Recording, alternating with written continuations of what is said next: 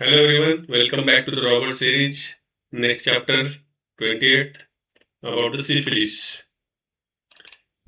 In this chapter, Robert continue about his hypothesis. जो hypothesis हमने सोरा में देखा था, that is सोरा deficiency.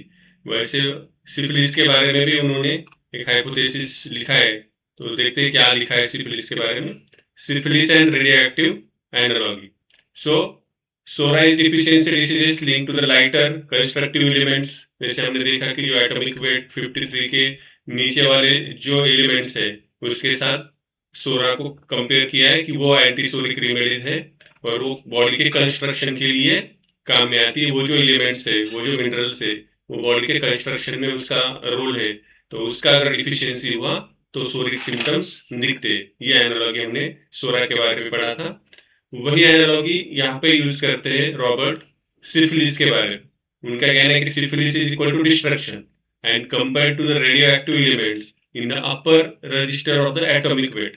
सो जो अपर एटॉमिक वेट वाले, हायर एटॉमिक वेट वाले जो एलिमेंट्स है वो रेडियो एक्टिव एलिमेंट्स है और उनका जो बेसिक नेचर है वो डिस्ट्रक्शन का है. सो सिफिलिस जो है वो डिस्ट्रक्टिव नेचर का है और ये जो रेडियो एक्टिव एलिमेंट्स है वो सिफिलिटिक जो मैनिफेस्टेशन है वो क्योर करने के लिए काम आते हैं. So radioactive elements is equal to the inherently self destructive exothermic and eventually break down into the inert form. So radioactive जो एलिमेंट्स है वो अपने आप में ही सेल्फ डिस्ट्रक्टिव है, एक्सोथर्मिक है और वो ब्रेक डाउन होते रहते हैं इनर्ट फॉर्म में. For example uranium to thorium to radium and lead.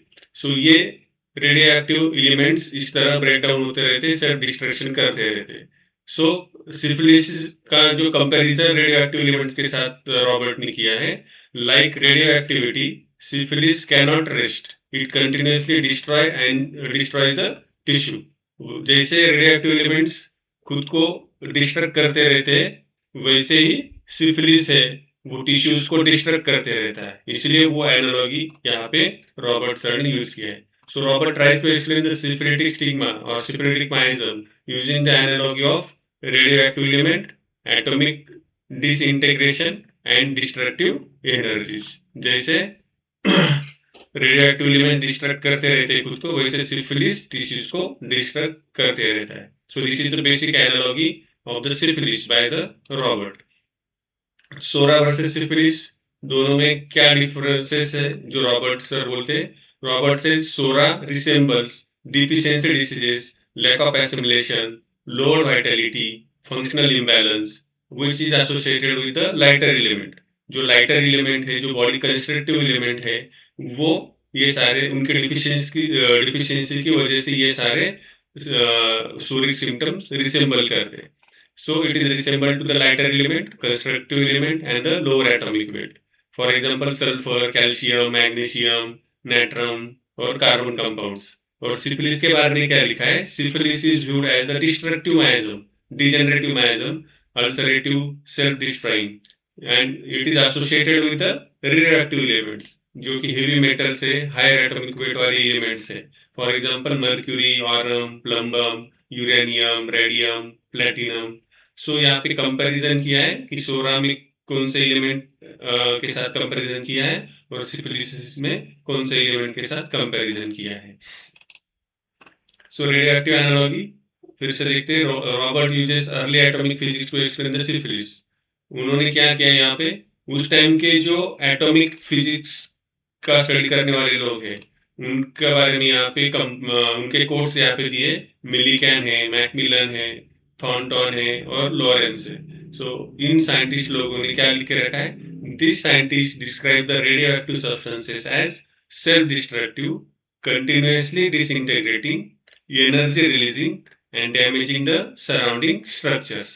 तो ये जो रेडियोएक्टिव एलिमेंट्स है इसके बारे में उस वक्त के जो साइंटिस्ट है जो कि एटॉमिक का स्टडी करते थे उन लोगों ने लिख के रखा है कि ये रेडियोएक्टिव एलिमेंट सेल्फ डिस्ट्रक्टिव है, कंटिन्यूअसली डिसइंटीग्रेट होते रहते, एनर्जी रिलीज करते हैं और डैमेज करते हैं अपने सराउंडिंग स्ट्रक्चर को.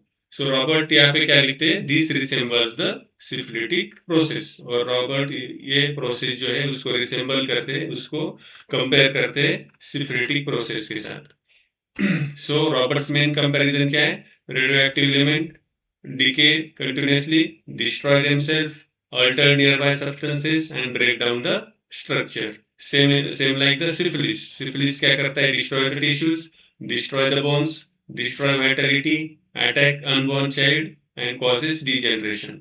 So this is very resemblance in the radioactive elements and the syphilitic miasm. Therefore Robert called this the destructive miasm. इसलिए रॉबर्ट सिफिलिस को लिखते हैं कि this is the destructive miasm.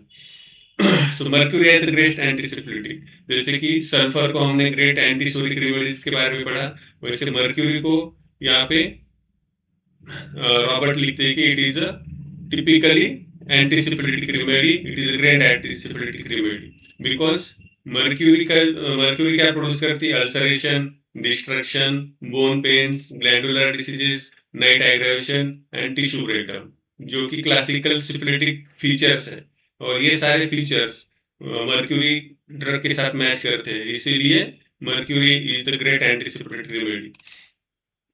Remedies that related to the syphilis, और remedies क्या क्या है जो कि सिफिलिस के साथ रिलेट करती है, उसके बारे में भी रॉबर्ट सर यहाँ पे एक्सप्लेन करते हैं। Mercury is the chief remedial symptom for the syphilis just like sulphur, और हायर एटॉमिक रेंज वाले जो रेमेडीज है, remedies in the higher atomic range acts as the antisyphilitic. This is the Roberts hypothesis कि osmium, iridium, platinum, aurum, mercury, plumbum, bismuth, radium, uranium, ये सारे जो यहाँ पे हायर एटॉमिक रेंज वाले एलिमेंट्स दिए हैं, ये एंटीसिफिलिटिक है because this have the tendency for the destruction.